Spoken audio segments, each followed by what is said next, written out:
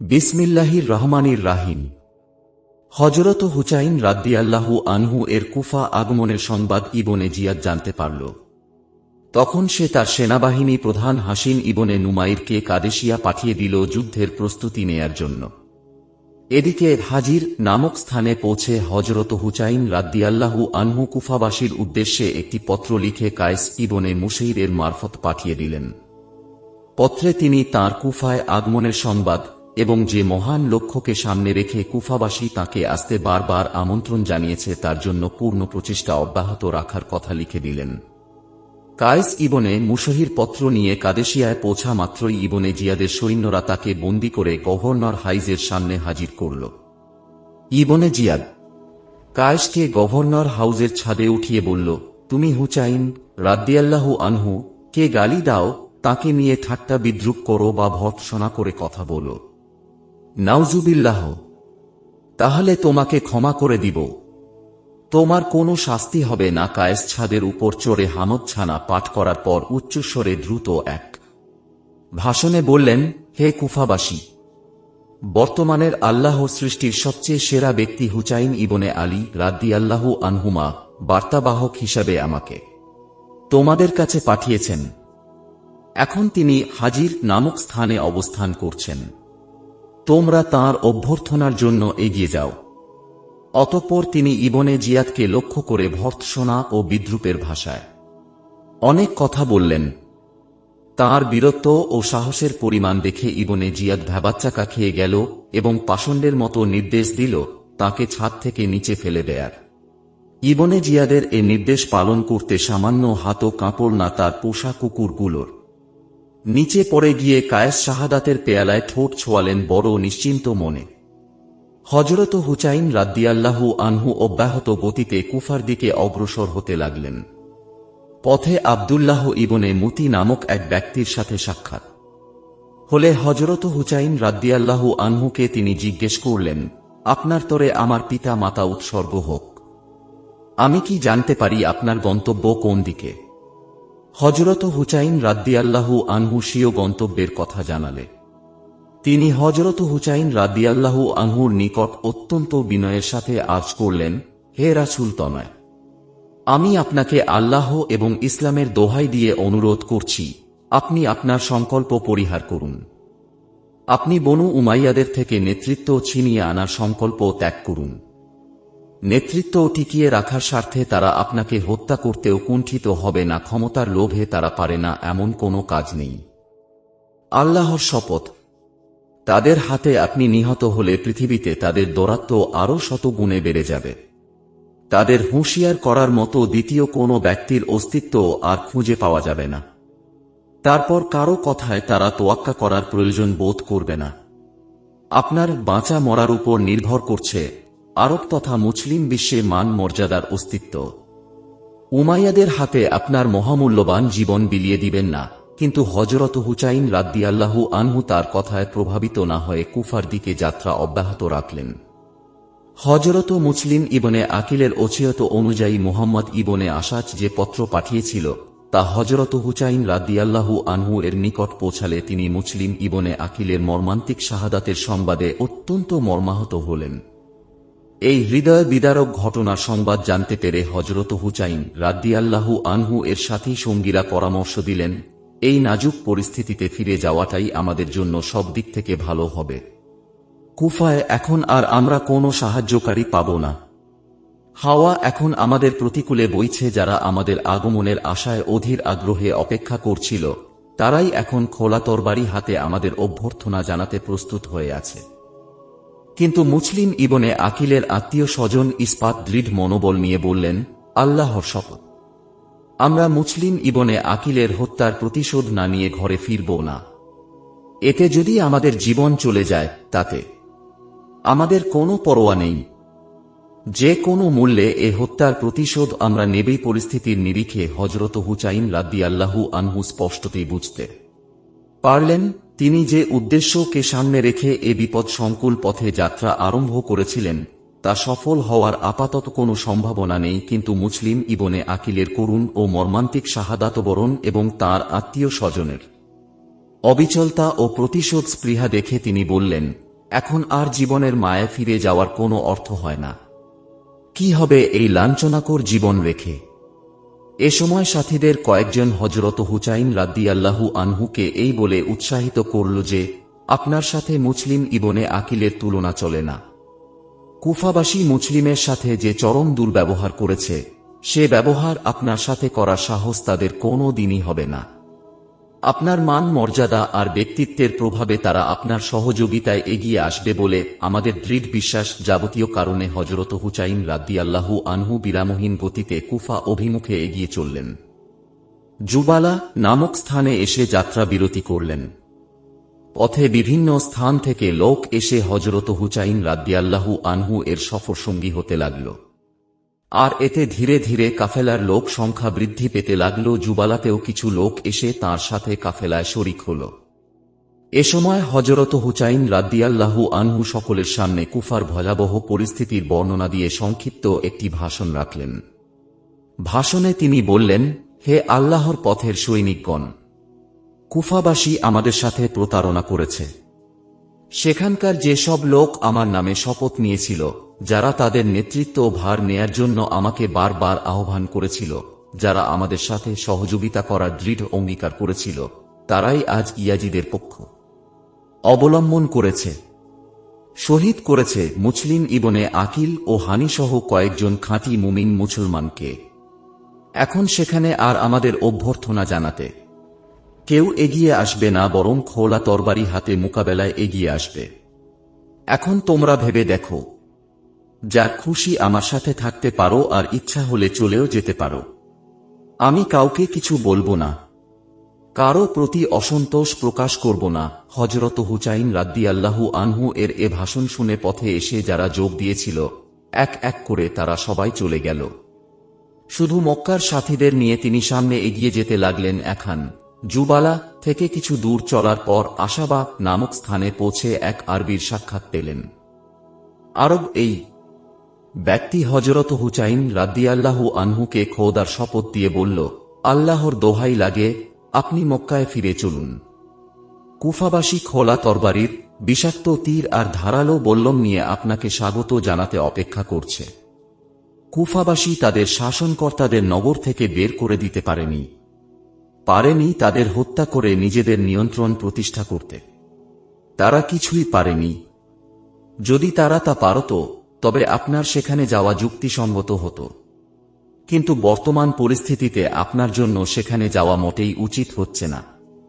তার কথার উত্তরে হযরত হুসাইন রাদিয়াল্লাহু আনহু বললেন, তুমি আমাকে যা কিছু বললে, এর একটি কথাও আমার অজ্ঞাত নয়। সবকিছু জানার পরই আমি সেদিকে অগ্রসর হচ্ছি। ভাগ্যে যা লিখা আছে তাকে খণ্ডাতে পারে?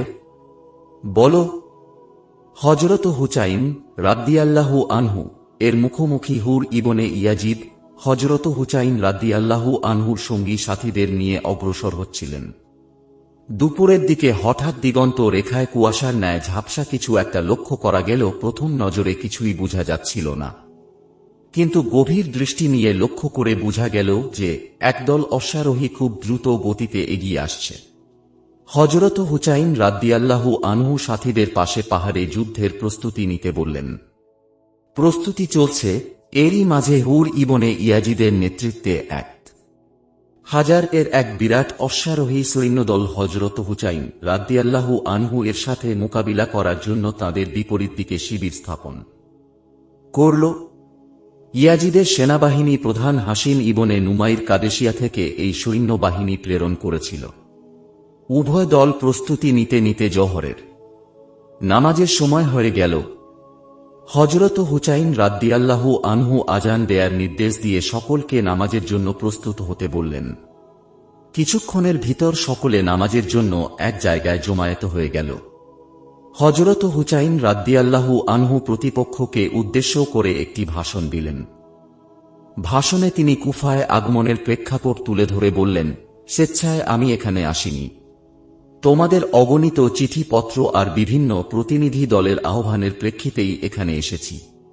তোমাদের পক্ষ থেকে আমাকে জানানো হয়েছে তোমাদের কোনো নেতা নেই। আমাকে নেতৃত্ব গ্রহণের অনুরোধ জানিয়েছ বলেই আমার আগমন। এখন যদি তোমাদের মতো পরিবর্তন হয়ে থাকে, আমার আগমন যদি তোমাদের জন্য অকল্যাণ বয়ে আনে, তবে তোমরা বলো, আমি মক্কায় ফিরে যাই। ভাষণ শেষ হলে কেউ কোনো প্রতিক্রিয়া ব্যক্ত করল না। নিশ্চুপ বসে রইল সবাই। হযরত হুসাইন রাদিয়াল্লাহু আনহু মুয়াজ্জিনকে ইকামত দেয়ার নির্দেশ দিয়ে হুর ইবনে ইয়াজিদকে উদ্দেশ্য করে বললেন, তুমি কি তোমার সৈন্যদের নিয়ে পৃথক জামাত করবে, না আমাদের সাথেই নামাজ পড়বে? হুর বলল, আমরা আপনার ইমামতিতেই নামাজ পড়ব। হযরত হুসাইন রাদিয়াল্লাহু আনহু নামাজের ইমামতি করলেন। উভয় পক্ষই তাঁর পিছনে নামাজ আদায় করল। নামাজের পর সবাই নিজ নিজ শিবিরে চলে গেল। অতঃপর আসরের নামাজের ইমামতিও হযরত হুসাইন রাদিয়াল্লাহু আনহু করলেন। নামাজ শেষে সকলকে উদ্দেশ্য করে সংক্ষিপ্ত একটি ভাষণ দিলেন। ভাষণে তিনি এখানে আসার যাবতীয় কারণ উল্লেখ করে খলিফা নির্বাচন ও খেলাফত পরিচালনার সত্যিকার হকদারকে ইত্যাদি বিষয়বস্তুর উপর আলোকপাত করলেন। এ সময় হুর ইবনে ইয়াজিদ বলে উঠল, আপনার নিকট চিঠি পত্র প্রেরণ সম্পর্কিত কোনো খবর আমাদের জানা নেই। তার কথার কোনো উত্তর না দিয়ে হযরত হুসাইন রাদিয়াল্লাহু আনহু চিঠিতে পরিপূর্ণ দুটো থলে বের করে তাকে দেখালেন। পত্র দেখে হুর বলল, পত্র প্রেরণকারীদের মাঝে এখানে আমাদের কেউ নেই। আমার উপর কুফার গভর্নর ইবনে জিয়াদের নির্দেশ রয়েছে, আপনাকে তার গভর্নর হাউজে উপস্থিত করতে হবে। আমি তার নির্দেশ পালন করতে বদ্ধপরিকর। এখন যদি আপনি স্বেচ্ছায় আমাদের সাথে যেতে রাজি না হন, তবে আমিও আপনার পিছু ছাড়তে রাজি নই। হযরত হুসাইন রাদিয়াল্লাহু আনহু বললেন, মৃত্যুর পূর্ব মুহূর্ত পর্যন্ত তুমি আমাকে ইবনে জিয়াদের নিকট হাজির করতে পারবে না। অতঃপর হযরত হুসাইন রাদিয়াল্লাহু আনহু মক্কায় প্রত্যাবর্তনের ইচ্ছা প্রকাশ করে সঙ্গীদের প্রস্তুত হওয়ার নির্দেশ দিলেন। কিন্তু হুর ইবনে ইয়াজিদ বাধা হয়ে দাঁড়াল। হযরত হুসাইন রাদিয়াল্লাহু আনহু ভীষণ রাগান্বিত হয়ে বললেন, তুমি আমার পথে বাধা সৃষ্টির চেষ্টা করো না। বলো তো তোমার ইচ্ছা কি? তুমি কি করতে চাও? উত্তরে হুর বলল, আমি চাই আপনাকে ইবনে জিয়াদের নিকট নিয়ে যেতে। হযরত হুসাইন রাদিয়াল্লাহু আনহু বললেন, আমি আগেই বলেছি, তোমার সাথে আমি তার কাছে যাব না। এমনিভাবে দুজনে বেশ কিছুক্ষণ কথা কাটাকাটির এক পর্যায়ে হুর বলল, আপনার সাথে যুদ্ধে লিপ্ত হওয়ার নির্দেশ আমি পাইনি। আমাকে নির্দেশ দেয়া হয়েছে আপনাকে কুফায় উপস্থিত করানোর জন্য। যতক্ষণ তা না পারব ততক্ষণ আপনার পিছে লেগে থাকতে হবে আমাকে। অতএব আপনি মক্কা বা কুফার পথ ছেড়ে দিয়ে অন্য কোনো পথে অগ্রসর হন। আপনার লক্ষ্য পরিবর্তনের কথা উল্লেখ করে আমি ইবনে জিয়াদের কাছে চিঠি লিখছি। আপনিও চিঠি লিখে বিষয়টি ইবনে জিয়াদ কিংবা ইয়াজিদের কাছে জানিয়ে দিন। এ পথে এগুলো হয়তো আল্লাহ এমন কোনো পথ বের করে দিবেন, যার মাধ্যমে আপনার সাথে মোকাবিলা করে আপনাকে কষ্ট দেয়ার হাত থেকে আমি বেঁচে যাব। তার পরামর্শ মেনে নিয়ে হযরত হুসাইন রাদিয়াল্লাহু আনহু আজিব এবং কাদেশিয়ার রাস্তাকে পাশ কাটিয়ে বাম দিকে যাত্রার মোড় ঘুরিয়ে দিলেন।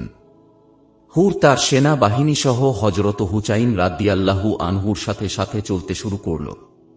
এই সময় হযরত হুসাইন রাদিয়াল্লাহু আনহু এর শত্রু মিত্র সকলকে উদ্দেশ্য করে নসিহত সম্বলিত একটি গুরুত্বপূর্ণ ভাষণ দিলেন।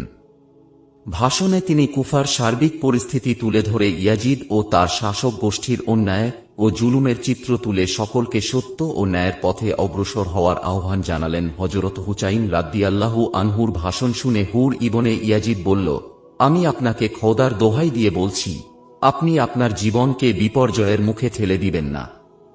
কারণ আমার প্রবল আশঙ্কা হচ্ছে, আপনি যুদ্ধে জড়িয়ে পড়লে আপনাকে শহীদ করা হবে। হযরত হুসাইন রাদিয়াল্লাহু আনহু রাগান্বিত স্বরে বললেন, তুমি আমাকে মৃত্যুর ভয় দেখাচ্ছ? তোমরা কি আমাকে হত্যার হুমকি দিচ্ছ? হুর ইবনে ইয়াজিদের অন্তরে নবী পরিবার তথা আহলে বাইতের সম্মান আর শ্রদ্ধা ছিল পরিপূর্ণ। সে আর কথা না বাড়িয়ে পৃথক হয়ে গিয়ে দূর থেকেই হযরত হুসাইন রাদিয়াল্লাহু আনহু এর অনুসরণ করতে লাগল। এদিকে হযরত হুসাইন রাদিয়াল্লাহু আনহু এর সহযোগিতার জন্য তারাম্মাহ ইবনে আদির নেতৃত্বে 4 সদস্য বিশিষ্ট একটি প্রতিনিধি দল এসে কাফেলার সাথে শরিক হল। হুর ইবনে ইয়াজিদ প্রথমে তাদের বাধা দেয়ার চেষ্টা করলেও হযরত হুসাইন রাদিয়াল্লাহু আনহু এর হুমকির মুখে হুর তাদের ছেড়ে দিতে বাধ্য হল। হযরত হুসাইন রাদিয়াল্লাহু আনহু তাদের কাছে কুফাবাসীর অবস্থা জানতে চাইলে তারা জানালো সরকারি কোষাগারের অর্থ দিয়ে শীর্ষস্থানীয় ব্যক্তিদের ইবনে জিয়াদ কিনে নিয়েছে। এখন তারা আপনার প্রতিপক্ষের সহযোগিতা করতে সংকল্পবদ্ধ। জনসাধারণের অন্তরে আপনার ভালোবাসা থাকলেও তাদের তরবারি আপনার বিরুদ্ধেই কথা বলবে। আমরা আসার সময়ও আপনার বিরুদ্ধে মোকাবিলা করার জন্য অনেক লোককে প্রস্তুতি নিতে দেখে এসেছি। কারো মোকাবিলায় ইতিপূর্বে এত অধিক সংখ্যক লোক আমরা কখনো দেখিনি। খোদার কসম, আপনি আরেক পা সামনে অগ্রসর হবেন না। আপনি আমাদের সঙ্গে চলুন, আমরা আপনাকে আজা নামক পর্বতমালায় নিয়ে যাব, সেখানে আপনি সংরক্ষিত কেল্লার ভিতর বসবাস করতে পারবেন। শত্রুরা আপনার নাগাল পাওয়ার কল্পনাও করতে পারবে না। শত্রুর হামলা রুখতে আমরা সাধারণত এই পাহাড়কেই ব্যবহার করে থাকি। এখানেই আশ্রয় নিয়ে থাকি। আপনি সেখানে অবস্থান করে তাই গোত্রের লোকদের সমবেত হওয়ার আহ্বান করুন। খোদার শপথ, 10 দিন অতিবাহিত হওয়ার পূর্বেই এ গোত্রের লোকেরা সর্বান্তকরণে আপনার সাহায্যে এগিয়ে আসবে। তখন যদি আপনি বর্তমান সিদ্ধান্ত বাস্তবায়ন করার ইচ্ছা ব্যক্ত করেন, তবে আমরা আপনাকে 20,000 সাহসী বীর যোদ্ধা জুগিয়ে দেয়ার দায়িত্ব নিচ্ছি। বীরত্বের নিপুণতা প্রদর্শন করে তারা আপনাকে মুগ্ধ করে দিবে। দেহে প্রাণ থাকা পর্যন্ত তারা আপনার গায়ে সামান্য আঁচ দেয়ার সুযোগও শত্রুপক্ষকে দিবে না। হযরত হুসাইন রাদিয়াল্লাহু আনহু বললেন, আল্লাহ তোমাদের গোত্রের লোকদের মঙ্গল করুন। যেহেতু আমার এবং হুর ইবনে ইয়াজিদের মাঝে একটি চুক্তি হয়েছে, তাই আমার পক্ষে এই চুক্তি ভঙ্গ করা সম্ভব হবে না। আমাদের শেষ পরিণাম সম্পর্কে এখনো আমি কিছুই বলতে পারছি না। এ কথা শুনে তারাম্মাহ ইবনে আদি সাজ সরঞ্জাম নিয়ে পুনরায় হযরত হুসাইন রাদিয়াল্লাহু আনহু এর কাফেলার সাথে যোগ দেয়ার ওয়াদা করে বিদায় নিল। পরবর্তীতে ওয়াদা মোতাবেক সে এসেছিল, কিন্তু হযরত হুসাইন রাদিয়াল্লাহু আনহু এর মিথ্যা শাহাদাতের সংবাদ শুনে ভারাক্রান্ত হৃদয় নিয়ে ফিরে গিয়েছিল। এমনি পরিস্থিতির ভিতর একদিন হযরত হুসাইন রাদিয়াল্লাহু আনহু হঠাৎ তন্দ্রা থেকে জেগেই বলে উঠলেন, ইন্নালিল্লাহ। এ সময় তার পাশেই ছিলেন ছেলে আলী আকবর। তিনি হতবুদ্ধি হয়ে জিজ্ঞেস করলেন, আব্বাজান, আমাদের জন্য কি কোনো দুঃসংবাদ আছে? হযরত হুসাইন রাদিয়াল্লাহু আনহু বললেন, আমি স্বপ্নে দেখতে পেলাম একজন অশ্বারোহী খুব দ্রুত গতিতে আমার দিকে ছুটে আসছে আর বলছে কিছু লোক সামনের দিকে অগ্রসর হচ্ছে এবং তাদের মৃত্যুও তাদের সাথে সাথেই অগ্রসর হচ্ছে। এতে আমি এই বুঝেছি যে আমাদের মৃত্যু অতি নিকটে। আলী আকবর বললেন, আব্বাজান, আমরা কি তবে সত্যের উপর সুপ্রতিষ্ঠিত নই? হযরত হুসাইন রাদিয়াল্লাহু আনহু বললেন, মহাপরাক্রমশালী আল্লাহর শপথ, নিঃসন্দেহে আমরা সত্যের উপর সুপ্রতিষ্ঠিত। তা শুনে আলী আকবর বললেন, তবে আর আমাদের ভয়ের কি কারণ থাকতে পারে? সত্যের পথে থেকে শাহাদাত বরণের চেয়ে সৌভাগ্য আর কি হতে পারে?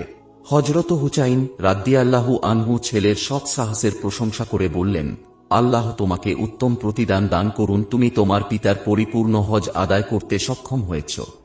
আলী আকবর বললেন, আব্বাজান, আমরা কি তবে সত্যের উপর সুপ্রতিষ্ঠিত নই? হযরত হুসাইন রাদিয়াল্লাহু আনহু বললেন, মহাপরাক্রমশালী আল্লাহর শপথ, নিঃসন্দেহে আমরা সত্যের উপর সুপ্রতিষ্ঠিত।